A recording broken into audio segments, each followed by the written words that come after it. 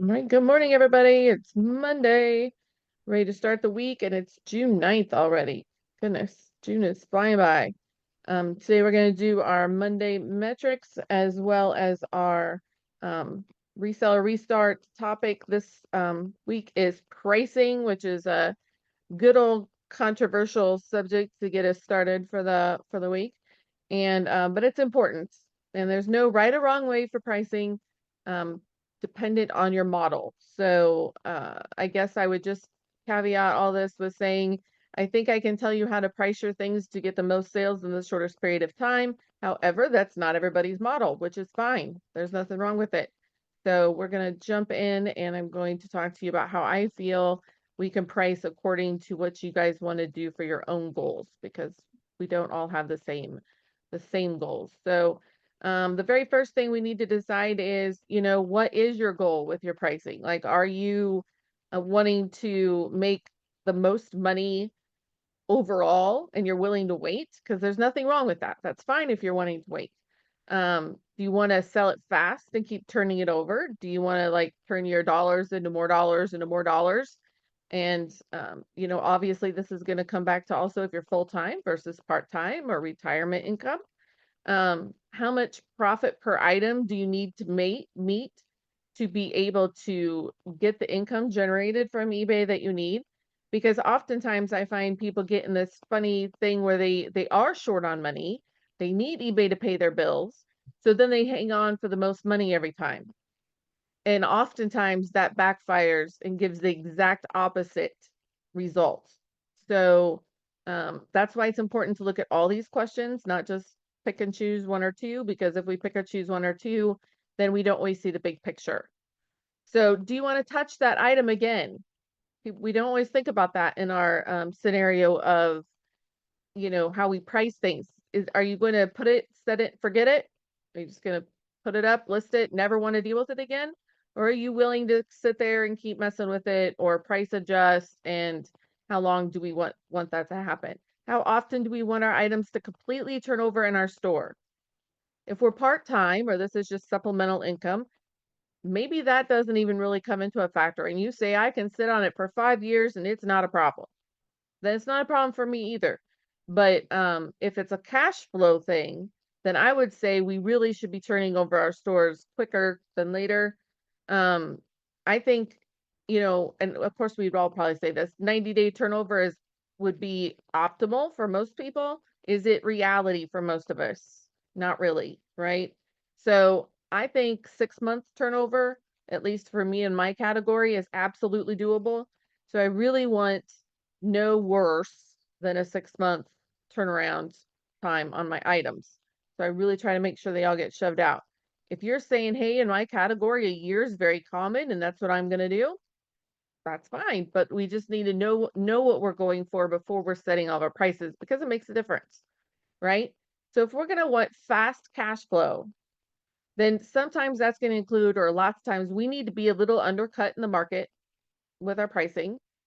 And we also need to be willing to, we're not overshooting our prices just to think that maybe we could get it someday, I guess is the easy way to put that. So we want to be price competitive in the market. And we also need to not consider a big, huge thing that's a problem is when we consider what we paid for an item. I hear that a lot. Well, I have to consider that I already put this amount of money into this item. I get it. I get that that's our knee-jerk reaction. And sometimes on really high dollar purchases, maybe we need to consider that, but that can't really necessarily price the item for us because the customer does not care what you paid for that item. You overpaid for the item, too bad, so sad. Your money was made on the buy and you screwed up. It's life. It's the way it is. Unfortunately, us pricing it higher because of that will not get us a higher price. It's just going to make the item sit there longer. Or are we trying to maximize our profit? Maybe if you're part-time and you're a specialty seller, maybe you are just in this for fun. Maybe you're in it just for a little bit of extra money and your stuff is really special. Maybe you have really good stuff and maybe you overshoot your price a little bit. We have a little bit of a dreamer pricing because you don't really care if you have to sit and look at your items for 5 years or not, because you love your items. Maybe you're in love with your items.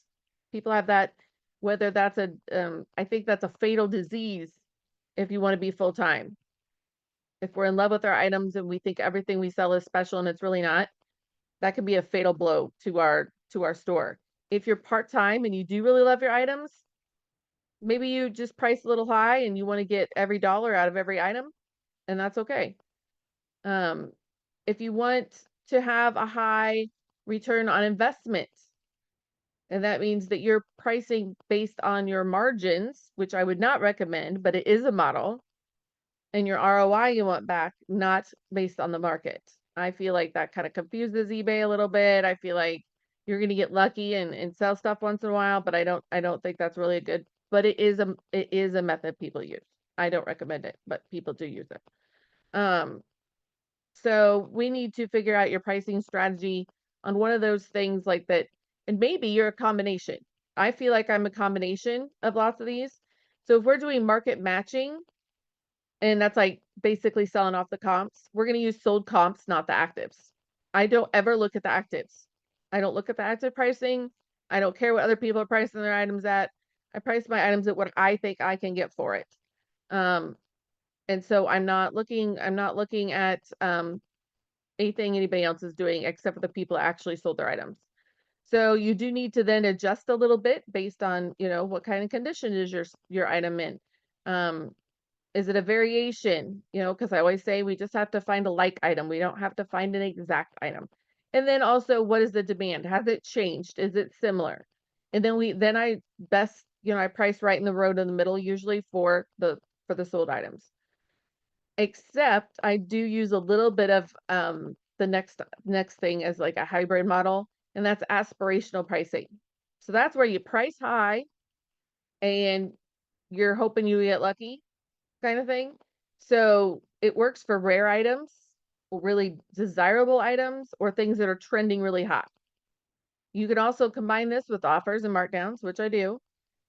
The risk on this is it might sit, whereas if you priced it correctly, it might have flown out the door. So I do a little aspirational pricing, but that's mostly based on what I know my customer base is. So if I have something good and I know I have the customers and the followers to squeak a little bit of extra money out, I will. So I do overshoot my pricing on my really good stuff, and I know I do. And I hope for the best, and sometimes or a lot of times I get it. I don't recommend this if you don't have a strong following base, if you don't have really rare, really good stuff, because you're going to be sitting on your store. But if you think you can get it because you have that customer base or because your stuff's really, really good, I say go for it once in a while. But when I say that, then don't come to me 6 months later going, my stuff's not moving, I have no money, I'm broke, and my stuff doesn't sell, because I'm going to be like, well, it's because you're overpricing.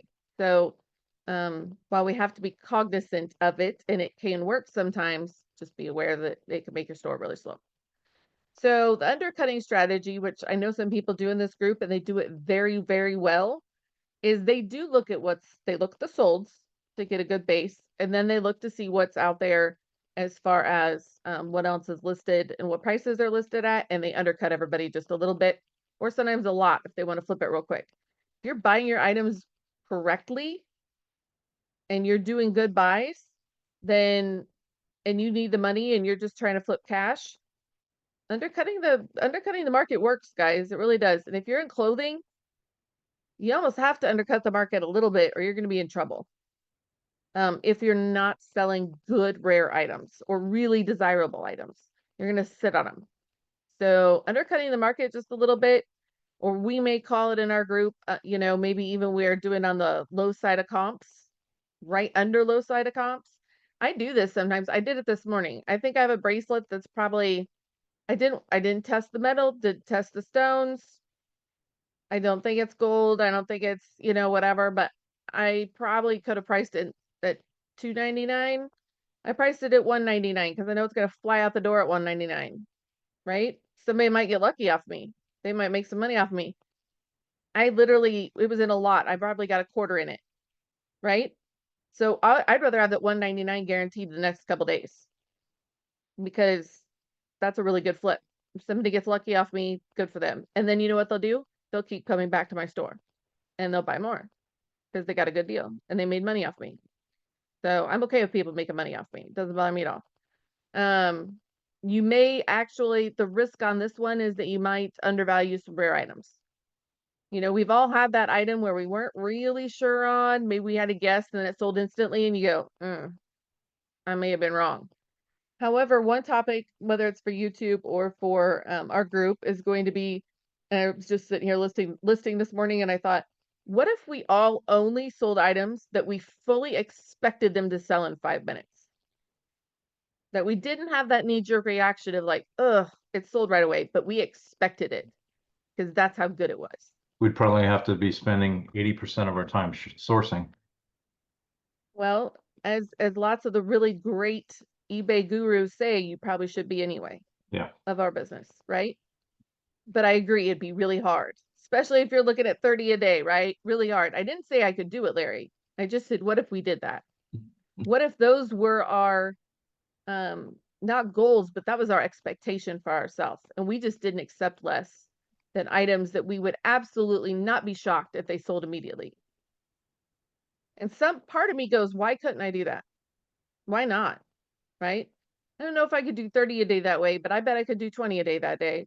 It'd be hard, but why not? I think And it's going to depend completely on your item and your category. sure. Hmm. But And doesn't every category have those items? far and few between. And like, okay, so clothes, pick what would be that in clothes? It would be Well, I don't, it would be that one rare item like that 1982 Ralph Lauren beach bum jacket. All right, that's going to sell immediately. Everything else is going to take a while. There is nothing in the clothing category that has more than a 300% sell-through rate.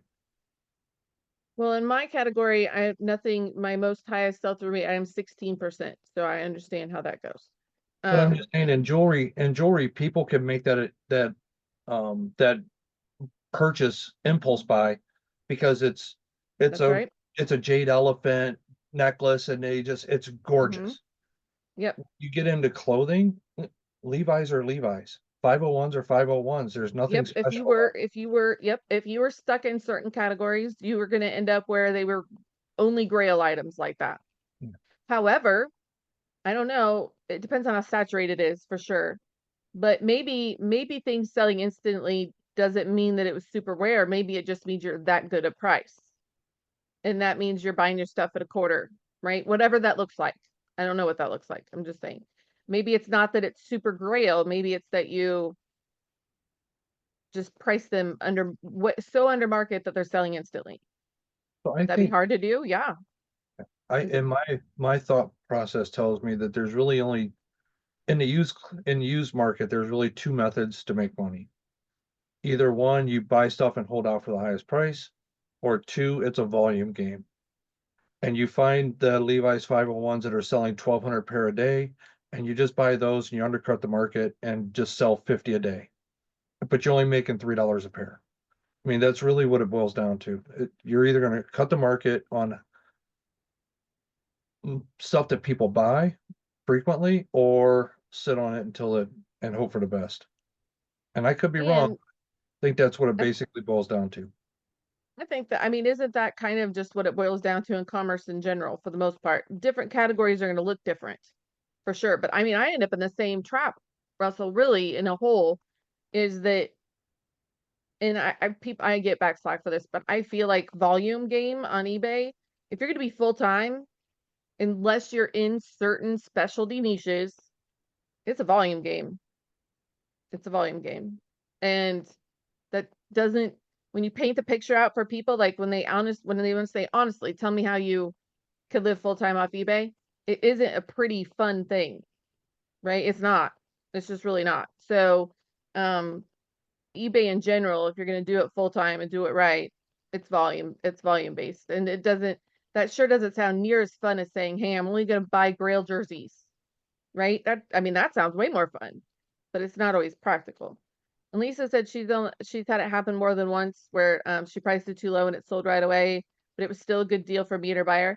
That to me is a winning statement because for one, sometimes when I've had things sell right away, maybe I had it priced just right.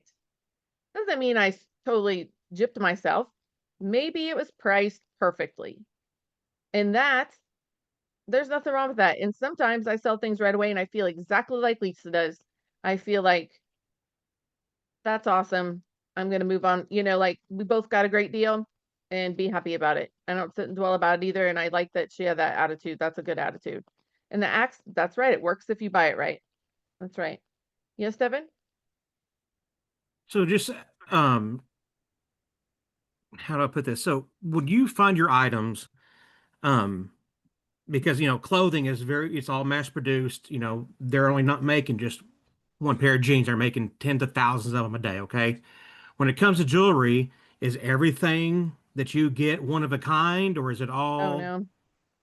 Because I No, mean, I get just the same thing over and over. And I bet I have some things I have 5 of right now in my store, like very mass produced. But just like clothing, certain pieces, certain companies, certain designers were produced less, and those end up being the more sought after ones, but very mass produced, super mass produced. and I know you mean well and all that, but just when I'm looking at what the kind of stuff I have, like so, like last night I got one of these notifications thinking that I had an offer. You open it up, it's nothing more than somebody going live that you don't follow.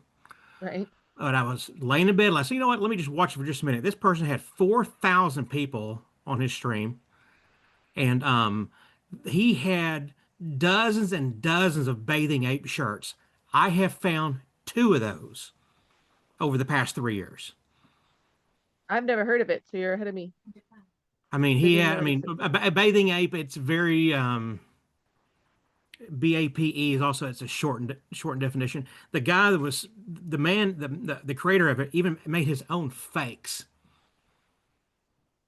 to kind of help flood or mess the market up at one point. But I'm just saying, I guess what I'm saying is that I can't, for me defining unique stuff that I can, that I can price that point to where I can, where I know where somebody's going to come in and not necessarily snipe it, but buy something instantly because it's a one of a rare of kind of item. It's just not. It's No, and that's a great unless point. you're looking for jeans in the ghost towns and mine shafts, looking for 100-year-old Levi's. I just don't see that in the clothing So category. then it's not a grail thing, right? You're totally right. I can't do that either, Devin. I can't pull out just grails all day long and put them in my store.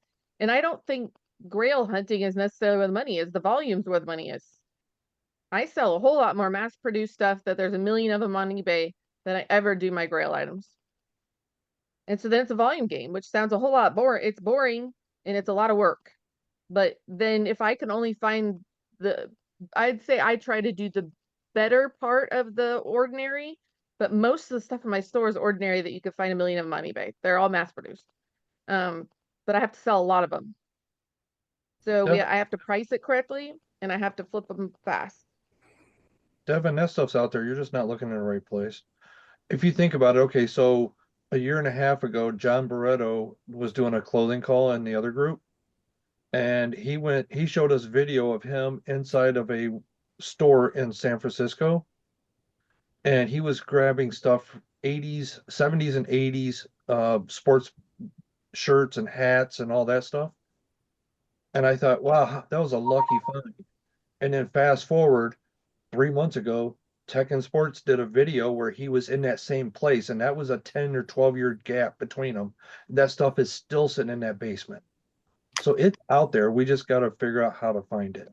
Well, that's Mhm. the thing too. So the times that I come across like, wow, great stuff. It's like this morning, I got a call from somebody. It was 92 piece, all cam roast and cross sets, right? All brand new box with the certificates, right? Great stuff. Do you think that was advertised anywhere? Right? So the times I come across amazing stuff, it's because I spend so many hours a week digging and digging and digging to find those people that will let me in to see their collections, that will call me when they get something. Maybe they don't have anything for me right now, but I can tell the niche they're in and the things they're doing that someday they're probably going to come across a great box of jewelry that they don't want. It's building those relationships. Most all my great things, I don't walk into a store and pay for it at a cash register ever. My great finds, I'm not paying for it at cash register. I'm not going to thrift stores. I don't even really go to our flea markets around here. They're not that good and they're overpriced. And everybody else is there too. Have I found some decent stuff at them? I have. And maybe bigger cities are better. but it's relationship building, and it's taken years to get there. But I think if you listen to the people that are super successful, it's most of them have built relationships and they are getting in the back doors of places that otherwise you just don't see. So my good buys have been buying out whole entire antique malls, all the jewelry out of it when they close, being in the right place at the right time. But I spent a lot of time cultivating that, and so just going to a set of, whether you have a thrift route and you're going to a set of stores, ever what a times a week, or you're going to the binge, or you're going, it's how much time and effort we're able to put into cultivating those relationships, because they're not going to probably just be sitting out where everybody else has been able to look at them too. But yes, I do produce that's right, Larry. It's the unadvertised sources. And now those unadvertised sources are calling me, and their friends are calling me, and their business associates call me.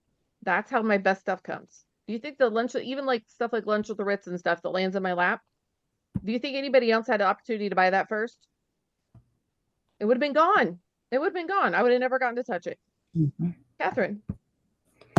Well, I was also going to say, the stuff that is mass produced that you sell a lot of in your store over and over again, that's okay too, because you recognize it then immediately when you see it, and you know immediately what it's going to sell for if the market is the same as when the last piece that you sold like it, and you know immediately how to list it. In fact, you can probably just copy your old listing and change a couple things. So it's okay to have those things in your store, and they're going to go fast because you know what you're doing then, and you'll list it faster because you've listed it before. Yep. And so as much as like, I would say like in the R category, like Avon and, Sarah Coventry, things like that are super mass produced. And, I try to just pick up the better stuff in those categories, and stuff like Catherine said that I've got experience with, and I know this particular one sells over and over and over. I just try not to let it come as an excuse. So sometimes I found myself using as an excuse, like, oh, I know it'll sell. And then now I'm like putting some, like, all of a sudden I realize, like, I'm typing a number that's under $20 into my computer because I'm saying, well, I know it'll sell. And then if I ran the eBay fee calculator, was it worth that space in my time to make $5? You know what I mean? So, I had to quit and look at it as I was using it as a crutch a little bit. So now I only have to say like, okay, I can do those things, but only if they're over this amount. So I totally agree with that, but I did use that as a excuse sometimes. Yeah, Russell. This is questions for Catherine. Catherine, when you have, I totally agree with selling the same stuff over and over and over. So my question would be is, if you found a necklace or jewelry or whatever your item is, and you sold it for $30, and you sold another one for 30 and another one for 30, at some point, do you think I'm going to list it for 40 and see how long it takes? Or do you just keep doing $30 and just call it a day? Personally, I probably just keep doing $30, and because I know it's going to sell and I want it out of my store.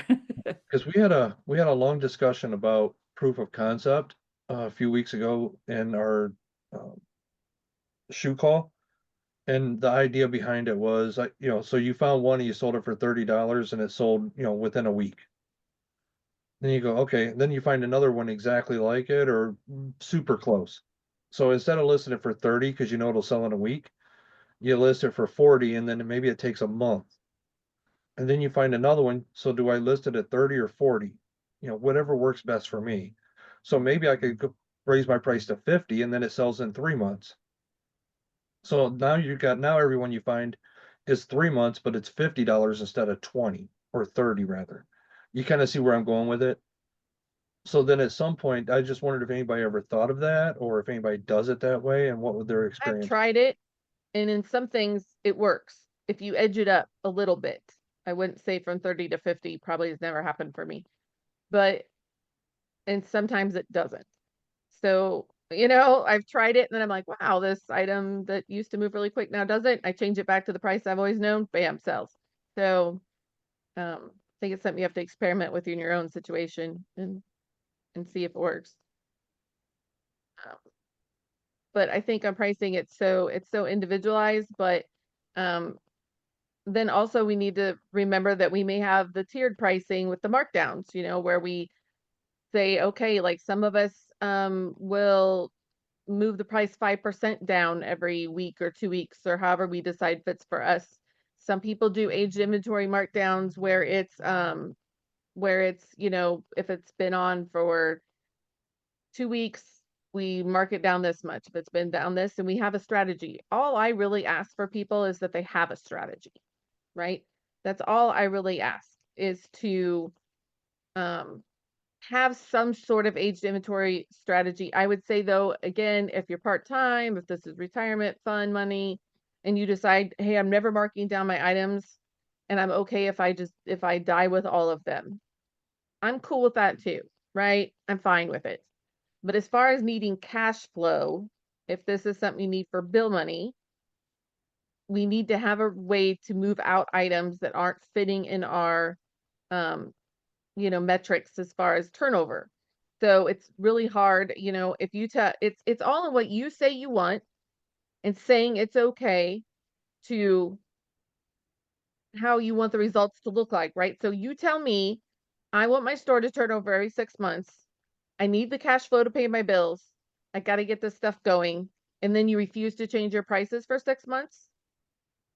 Okay, that's not a me problem. That's not an eBay problem. That's a you problem getting the goals to line up with actions, right? So it's fine with me if you say, I don't mind sitting out for 2 years. I want every dollar out of every single item I buy. And I'll say that, okay, that's fine. But then you can't go, well, but I'm really upset about my cash flow and I'm really upset that my stuff's not turning over. Those things don't match. So we just have to make sure our goals and our actions match. So an aged inventory markdown system, in my opinion, if you're going to go full time, or if this is something you need bill money on, we have to be willing to really mark down our stuff in a way that will make a move out the door, because we all misprice things sometimes.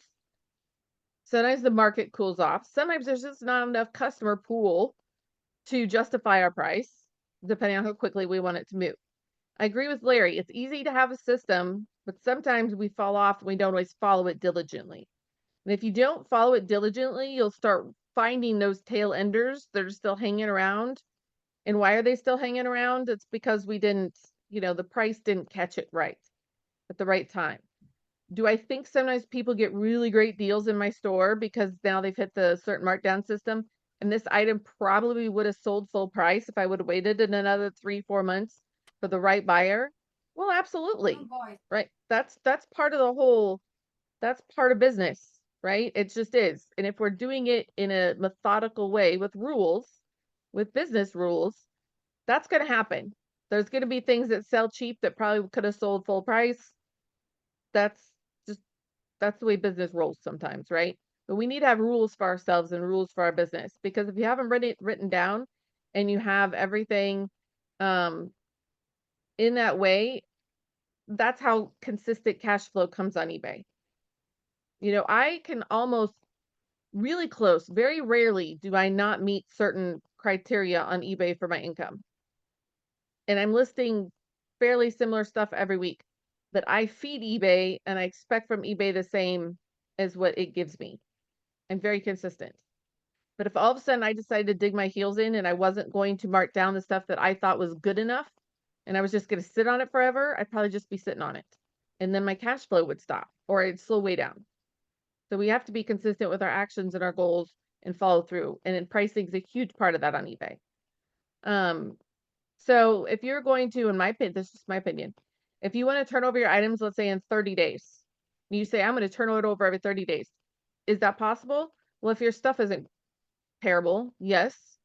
But then you're going to have to undercut the market. You're going to have to send really healthy offers. We're going to have to mark them down every week till that 30-day mark pretty healthily, right? So when we're deciding how often we want it to turn over, we also need to consider, is there a demand for your item? Is it special? How long, you know, what's your break-even price to get your target net profit that you need? How long do we want to hold on to it? Do you have time to babysit each item in a markdown, right? I don't have time to go through all these individually and think about it. I just don't. I'm not doing that with 2,200 items. So I have to go, what I might tell you in a really small store to do, might be different than what I tell somebody at the 2,000 item store to do. I don't have time to sit there and babysit every single one. I can't do it. Mimi, Good morning. All right, good so morning. for the smaller jewelry sellers, because I have like a mixed store, I'm kind of more of an everything seller, right? So I'm Yep. not finding the my inventory is not like the super expensive name brand stuff. So like for the regular, more common jewelry items. So say for instance, like a pair of Avon earrings, right? Mhm. Priced it at $19.99. I run a 15% off sale. I send offers, usually between 10 to 15% off. I promote at 10%. So, and the stuff is still selling, sitting for like ever.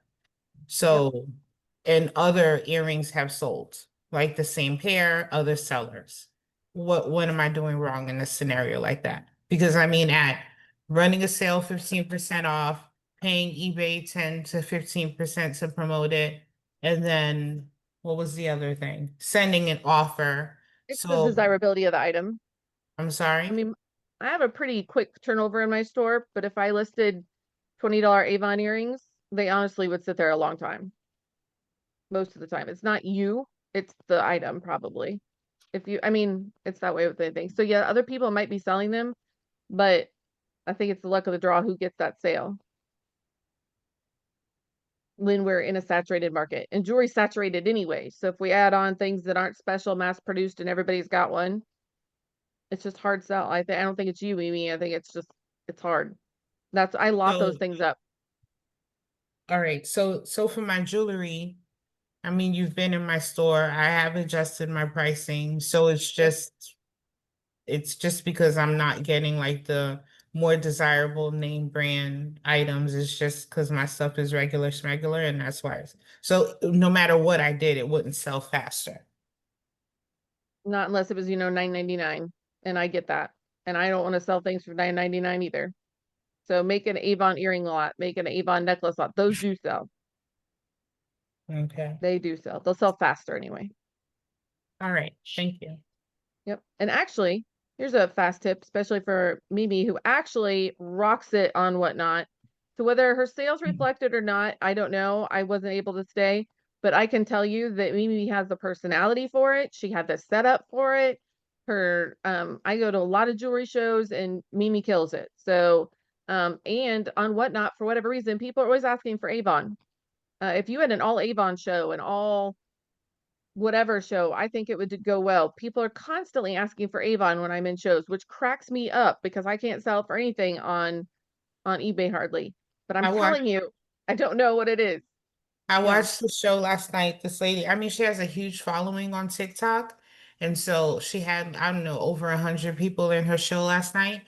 But she was selling Avon rings for anywhere between 50 to almost $200. They were going crazy. Wow. And on Big- That's the auction part. That's the sites, they sell for really high on auction sites. Yeah. And you're like, But I what? mean, I haven't been on Whatnot. I haven't done a show in a while, so I didn't have a lot of people in my show. So I sold some Avon rings yesterday, but I was like, I would love to sell a ring for $50, an Avon ring for that's $50. the influencer part though. Crazy. Yeah.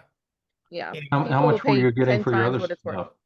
How much was your other Avon stuff So going for? what I did, I had 4 shows this past weekend. Well, Thursday, Friday, Saturday, Sunday, and I started everything at $5. And I didn't have a lot of people in my shows, but I mean, I did sell some items, so I think I made like $500 this weekend. But So, but you were good at it. Like you've got that. When I say I don't have the it factor for Whatnot, you have that it factor in your personality. You do. Like I could not know you at all and I could be scrolling by and I would stick around just because you have a well-run show. You did. You have the whatever you call it. Mimi has the gift that some people just you go in there and you want to stay in there because they're good at it. Mimi's good at it. I'm going to wrap up here for our call for pricing, but basically it comes down to, guys, if we've got to know what we want out of eBay for pricing and to know what we price at, right? There's people in this group that I know hang on to their stuff and covet their stuff and everything, but you know what? It aligns with their goals, right? So it's not a one size fits all. I can tell you what to do if you want to live off eBay, but if you're not necessarily living off income, then it could be totally different and it's fine. It doesn't make one way right, one way wrong. Like I said, the only thing is if you come in here and you're trying to live off eBay and you're stubborn and you want to overprice and don't want to do markdown sales and don't have a system, I'm gonna probably push you back a little bit. But just know what you want out of eBay. Know what you need eBay to give you. And if you keep scumming down to I can't afford to keep marking this stuff down, I can't afford to do this, I can't, then we're buying wrong. And anybody, no matter for the product, and this is not aimed at Mimi because I know Mimi's inventory situation. And it's different. It's not, she's not buying that stuff currently. It's the fact that if you say, well, I can't find the things that move quickly, then we need to look harder. We need to look different. And if you honestly, it's just not there. Because if all of a sudden I was going to say, hey, I'm going to only sell Tommy Bahama and I'm going to have a Tommy Bahama shirt store. And then I'm like, well, guys, I can't find it. Well, for one, I bet it can. Probably have to do it online sourcing, right? But I bet it can. But if I couldn't, what do I got to do? I got to sell something else, right? So I got to find something that is plentiful. I got to find something that I can make lots of money on eBay, that makes me stand out and be special. So if you can't find it, you're constantly hitting your head against the wall. For one, we're either not. I mean, I spend, Larry's asked me this before. I spend over half of my eBay time sourcing, and lots of times I get nothing. There'll be weeks go by where I get nothing, zero. It's frustrating. It's irritating. But then, like this last week, I wasn't even sourcing, and I had 9 great deals come through that I couldn't turn down. One of them was a whole entire showcase at an antique mall of the jewelry. The other one was those 92 Camaros and Cross things this morning. Did I need them? No, but it's one of my good sources, and she gives me, I got to keep taking it if I want it. One was 2 estate sale companies that aren't even in my state offered me all the jewelry off their sales. So these are the reaping the benefits of me cultivating relationships. And that, I think, is what we have to get into to get the good stuff. So I appreciate you guys. If you guys want to join our calls, we go live. We're going to go and close this down so we can go and do our Monday metrics where we check our account health. We make sure that we're all in right standing. And then if we have any issues, we can ask each other. So I appreciate it. Hey, it's Carrie with Reseller Revenue. Just wanted to come on and let you know if you'd like to see more of this, if you'd like to see more of my daily calls Monday through Thursday and you'd like to participate, please go to Reseller Revenue Patreon group, and that's how you join our Facebook group also, is through that link.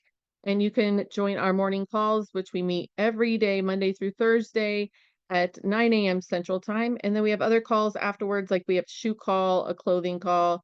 We have a bunch of different kinds of calls. Also, the jewelry call that I do with Finds of Yesterday is on Tuesday mornings following the morning call. And also, you can get information on how to get personalized one-on-one coaching for an additional fee. From me, we'll review your store. We'll go through different ways you can improve your listings. So I'd love to have you. Please check out Resell Revenue on Patreon.